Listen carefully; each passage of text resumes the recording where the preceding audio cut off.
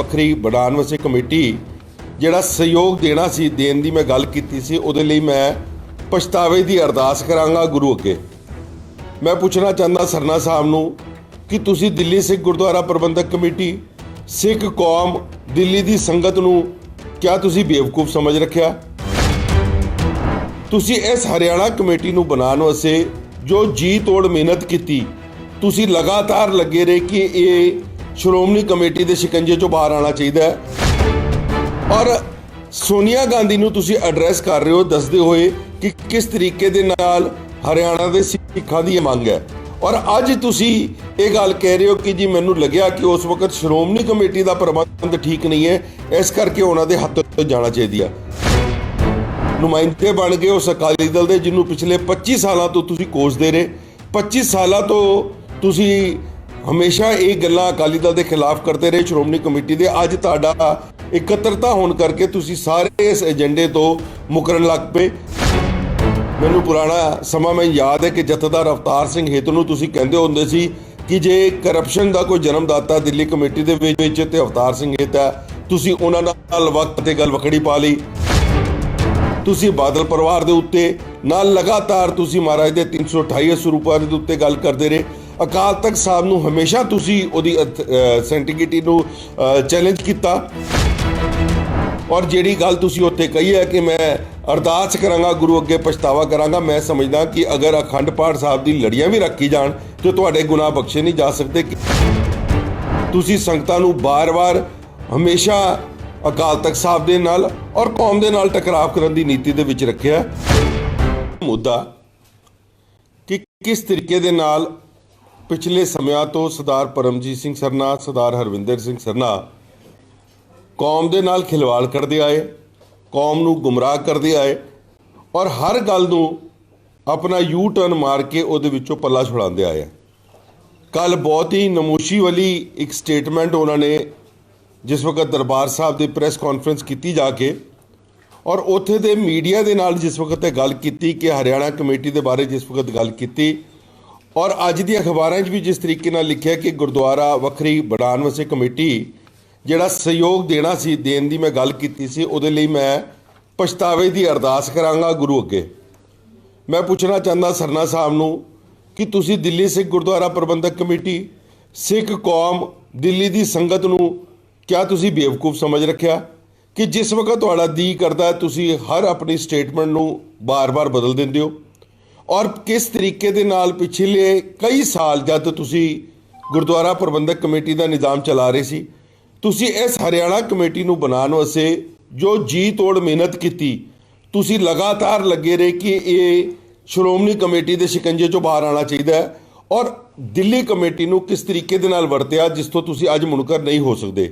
ਮੈਂ ਅੱਜ ਮੀਡੀਆ ਰਾਹੀਂ ਇਹ ਦੱਸਣਾ ਚਾਹੁੰਦਾ ਕਿ ਸਰਨਾ ਸਾਹਿਬ ਨੇ ਜਿਸ ਤਰੀਕੇ ਦੇ ਨਾਲ ਲੱਖਾਂ ਰੁਪਈਆ ਦਿੱਲੀ ਦੇ ਵਿੱਚ ਮੀਟਿੰਗਾਂ ਬੁਲਾ, ਦਿੱਲੀ ਦੇ ਵਿੱਚੋਂ ਪ੍ਰਿੰਟਿੰਗ ਪ੍ਰੈਸਾਂ ਦੇ ਵਿੱਚੋਂ ਹਰਿਆਣਾ ਕਮੇਟੀ ਦੇ ਕਾਗਜ਼ ਛਪਾ, ਦਸਤਾਵੇਜ਼ ਜਿੰਨੇ ਵੀ ਉੱਥੇ ਬਣੇ, ਇਹ ਕਿਤਾਬਾਂ ਬਣਾਈਆਂ ਔਰ ਇਸ ਕਿਤਾਬ ਦੇ ਵਿੱਚ ਲਿਖਿਆ ਗਿਆ ਸ਼੍ਰੋਮਣੀ ਗੁਰਦੁਆਰਾ ਪ੍ਰਬੰਧਕ ਕਮੇਟੀ ਦੇ ਬਣਨ ਦਾ ਇਤਿਹਾਸ, ਸ਼੍ਰੋਮਣੀ ਕਮੇਟੀ ਕਿਵੇਂ, ਕਦੋਂ ਤੇ ਕਿਉਂ ਬਣੀ।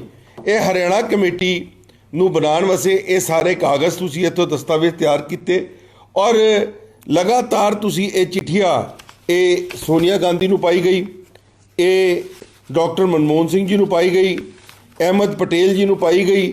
ਇਹ ਸਾਰੀਆਂ ਚਿੱਠੀਆਂ ਤੁਸੀਂ ਉਸ ਵਕਤ ਦੀਆਂ ਸਰਕਾਰਾਂ ਨੂੰ ਲਿਖਿਆ ਔਰ ਉਹਦੇ ਵਿੱਚ ਲਿਖਿਆ ਖਾਸ ਤੌਰ ਤੇ ਕਿ Haryana out of 11 members of SGPC 7 who contested the election on the mission of separate Haryana Gurdwara Prabandhak Committee got elected, meaning thereby that the majority of the Sikhs of Haryana want their own Sikh body to manage their Gurdwaras।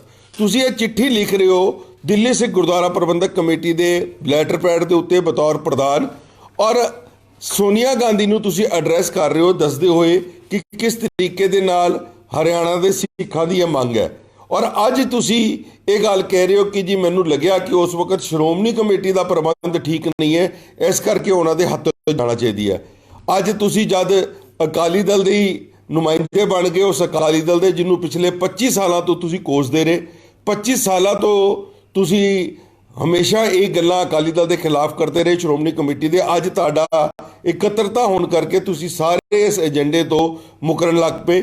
ਔਰ ਜਿਸ ਤਰੀਕੇ ਦੇ ਨਾਲ ਤੁਹਾਡੀ ਜਿਸ ਦਿਨ joining ਹੋਈ ਸੀ ਉਸ ਦਿਨ ਵੀ ਤੁਸੀਂ ਇਹ ਗੱਲ ਬੜੀ ਲੋਕਾਂ ਨੇ ਹਾਸੋਹੀਣ ਵੀ ਸਮਝਿਆ, ਔਰ ਮੈਂ ਸਮਝਦਾ ਬੜੀ ਨਮੋਸ਼ੀ ਦੀ ਗੱਲ ਤੁਸੀਂ ਜਿਹੜੀ ਕੀਤੀ ਸੀ ਕਿ ਗੁਰੂ ਮਹਾਰਾਜ ਦੇ ਜਿਹੜੇ 328 ਸਰੂਪ ਚੋਰੀ ਹੋਏ ਆ ਉਹ ਇੱਕ ਕਲੈਰੀਕਲ ਮਿਸਟੇਕ ਸੀ, ਇਸ ਕਰਕੇ ਇਹਦੇ ਉੱਤੇ ਕੋਈ ਮੁੱਦਾ ਨਹੀਂ ਬਣਨਾ ਚਾਹੀਦਾ। ਮੈਂ ਸਰਨਾ ਸਾਹਿਬ ਆਪ ਜੀ ਨੂੰ ਦੱਸਣਾ ਚਾਹੁੰਦਾ ਕਿ 2022 ਦੀ ਤੁਸੀਂ ਇਲੈਕਸ਼ਨ ਟੋਟਲ 2021 ਜਿਹੜੀ ਇਲੈਕਸ਼ਨ ਹੋਈ ਹੈ ਤੁਸੀਂ ਟੋਟਲ ਇਸ ਮੁੱਦੇ ਦੇ ਉੱਤੇ ਲੜੀ ਕਿ 328 ਸਰੂਪਾਂ ਦੀ ਬੇਅਦਬੀ ਹੋਈ ਹੈ, ਬਾਬਾ ਕਲਾ ਗੁਰੂ ਗ੍ਰੰਥ ਸਾਹਿਬ ਮਹਾਰਾਜ ਜੀ ਦਾ ਇਹ ਬੇਅਦਬੀ ਹੋਈ ਹੈ। ਔਰ ਅੱਜ ਉਸ ਬੇਅਦਬੀ ਦੇ ਵਿੱਚ ਉਸ ਕਪੂਰਥਲਾ ਗੋਲੀकांड ਦੇ ਵਿੱਚ ਜਦ ਚਾਰਜਸ਼ੀਟ ਤੁਹਾਡੇ ਪ੍ਰਧਾਨ ਹੁੰਦੇ ਨੇ ਤੇ ਤੁਹਾਡੇ ਮੂੰਹ ਦੇ ਵਿੱਚ ਚੁੱਪੀ ਸਾਦੀ ਗਈ, ਕੋਈ ਉਹਦੇ ਉੱਤੇ ਤੁਸੀਂ ਕੋਈ ਟਿੱਪਣੀ ਨਹੀਂ ਕੀਤੀ, ਕੋਈ ਵਿਅੰਗ ਨਹੀਂ ਕੱਸਿਆ। ਮੈਂ ਸਮਝਦਾ ਕਿ ਲਗਾਤਾਰ ਤੁਸੀਂ ਜਿਹੜਾ ਸੰਗਤਾਂ ਨੂੰ ਗੁੰਮਰਾਹ ਕਰ ਰਹੇ ਹੋ, ਕਿਉਂਕਿ ਤੁਸੀਂ ਪਹਿਲੇ ਮੈਨੂੰ ਪੁਰਾਣਾ ਸਮਾਂ ਮੈਨੂੰ ਯਾਦ ਹੈ ਕਿ ਜਥੇਦਾਰ ਅਵਤਾਰ ਸਿੰਘ ਹਿੱਤ ਨੂੰ ਤੁਸੀਂ ਕਹਿੰਦੇ ਹੁੰਦੇ ਸੀ ਕਿ ਜੇ ਕਰਪਸ਼ਨ ਦਾ ਕੋਈ ਜਨਮਦਾਤਾ ਦਿੱਲੀ ਕਮੇਟੀ ਦੇ ਵਿੱਚ ਤੇ ਅਵਤਾਰ ਸਿੰਘ ਹਿੱਤ ਹੈ, ਤੁਸੀਂ ਉਹਨਾਂ ਨਾਲ ਵਕਤ ਆਉਣ ਤੇ ਗੱਲ ਵਖੜੀ ਪਾ ਲਈ। ਤੁਸੀਂ ਸਰਦਾਰ ਮਨਜੀਤ ਸਿੰਘ ਜੀਕੇ ਨੂੰ ਗੋਲਕ ਦਾ ਚੋਰ ਕਹਿੰਦੇ ਹੁੰਦੇ ਸੀ, ਤੁਸੀਂ ਅੱਜ ਦਿੱਲੀ ਦੇ ਵਿੱਚ ਉਹਨਾਂ ਨਾਲ ਕੋਲੀਸ਼ਨ ਕਰਕੇ ਜਿਹੜੀ ਇਲੈਕਸ਼ਨਾਂ ਲੜੀਆਂ ਗੁਰਦੁਆਰਾ ਪ੍ਰਬੰਧਕ ਕਮੇਟੀ ਦੀਆਂ। ਉਸ ਤੋਂ ਬਾਅਦ ਤੁਸੀਂ ਬਾਦਲ ਪਰਿਵਾਰ ਦੇ ਉੱਤੇ ਨਾਲ ਲਗਾਤਾਰ ਤੁਸੀਂ ਮਹਾਰਾਜ ਦੇ 328 ਸਰੂਪਾਂ ਦੇ ਉੱਤੇ ਗੱਲ ਕਰਦੇ ਰਹੇ। ਅਕਾਲ ਤਖਤ ਸਾਹਿਬ ਨੂੰ ਹਮੇਸ਼ਾ ਤੁਸੀਂ ਉਹਦੀ ਸੈਂਟੀਗਿਟੀ ਨੂੰ ਚੈਲੰਜ ਕੀਤਾ ਔਰ ਹਮੇਸ਼ਾ ਉਹਨਾਂ ਦੇ ਖਿਲਾਫ ਸੰਗਤਾਂ ਨੂੰ ਦੋ ਸੰਗਰਾਦਾ ਦੋ ਗੁਰਪੁਰਬ ਬਣਾਉਣ ਵਾਲੇ, ਔਰ ਅੱਜ ਉਸੇ ਤਰੀਕੇ ਦੇ ਨਾਲ ਤੁਸੀਂ ਦਿੱਲੀ ਦੇ ਵਿੱਚ ਦੋ ਪਾਰਟੀਆਂ ਚਲਾਉਣ ਦੀ ਗੱਲ ਕਰ ਰਹੇ ਹੋ। ਹਮੇਸ਼ਾ ਸੰਗਤਾਂ ਨੂੰ ਗੁੰਮਰਾਹ ਕੀਤਾ ਔਰ ਜਿਹੜੀ ਤੁਹਾਡੀ ਤੁਸੀਂ ਸੰਗਤਾਂ ਨੂੰ ਗੁੰਮਰਾਹ ਕਰਦੇ ਹੋਏ ਤੁਹਾਡੇ ਜਿਹੜੇ ਤੁਸੀਂ ਆਪਣੇ ਏਜੰਟ ਰੱਖੇ ਹੋਏ ਨੇ, ਜਿਹੜੇ PRO ਬਣਾ ਰੱਖੇ ਨੇ, ਉਹ ਵੀ ਪਿਛਲੇ ਦਿਨਾਂ 'ਚ ਜਿਨ੍ਹਾਂ ਦਾ ਪਰਦਾਫਾਸ਼ ਹੋਇਆ, ਜਿਹੜਾ ਕੈਗ ਦੇ ਉੱਤੇ ਕੋਰਟ ਨੇ ਡਿਸਮਿਸ ਕੀਤੀ ਤੁਹਾਡੀ ਅਪੀਲ ਨੂੰ।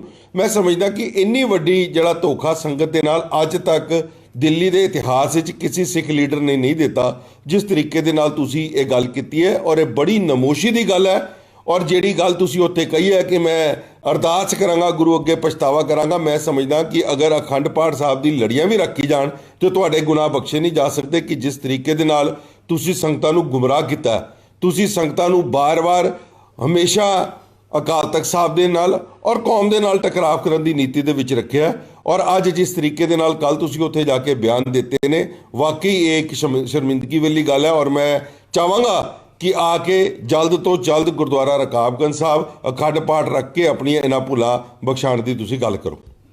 ਕੱਲ ਜਥੇਦਾਰ ਅਕਾਲ ਤਖਤ ਦੇ ਉੱਤੇ ਤੇ ਉਹਦੀ ਕਾਰਜਸ਼ਾਲੀ ਦੇ ਉੱਤੇ ਜਿਹੜੇ ਸਵਾਲ ਚੁੱਕੇ ਗਏ ਨੇ, ਦੇਖੋ ਬੜੀ ਨਮੋਸ਼ੀ ਦੀ ਗੱਲ ਹੈ, ਕਿਉਂਕਿ ਦਾ ਇਹਨਾਂ ਦੇ ਨਾਲ ਇਹਨਾਂ ਦੇ ਕਹਿਣ ਤੇ ਇਹਨਾਂ ਦੇ ਮੁਤਾਬਿਕ ਨਹੀਂ ਚੱਲਦਾ। ਭਾਵੇਂ ਉਹ ਪੰਥ ਦੀ ਵਿਰੋਧੀਆਂ ਗੱਲਾਂ ਹੋਣ, ਭਾਵੇਂ ਉਹ ਪੰਥ ਨੂੰ ਦੋ ਫਾੜਨ ਦੀ ਗੱਲ ਨਾ ਕਰਨ, ਉਹਨਾਂ ਦੇ ਖਿਲਾਫ ਬੋਲਦੇ ਨੇ।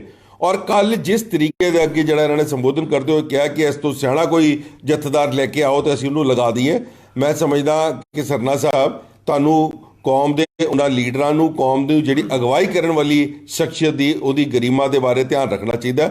ਔਰ ਇਹ ਜਿਸ ਤਰੀਕੇ ਦੇ ਨਾਲ ਤੁਸੀਂ ਉਹਨਾਂ ਨੂੰ ਬੋਲਿਆ, ਔਰ ਉੱਥੇ ਤੁਸੀਂ ਮੀਡੀਆ ਰਾਹੀਂ ਵੀ ਇਹ ਸਾਨੂੰ ਪਤਾ ਚੱਲ ਰਿਹਾ ਕਿ ਜਿਹੜੀ ਤੁਸੀਂ ਉੱਥੇ ਗੱਲ ਕੀਤੀ ਹੈ ਕਿ ਅਗਰ ਇਹਨਾਂ ਦੇ ਵਿੱਚ ਕਾਬਲੀਅਤ ਹੁੰਦੀ ਤੇ 4.5 ਸਾਲਾਂ 'ਚ ਪੱਕੇ ਕਰ ਦਿੰਦੇ।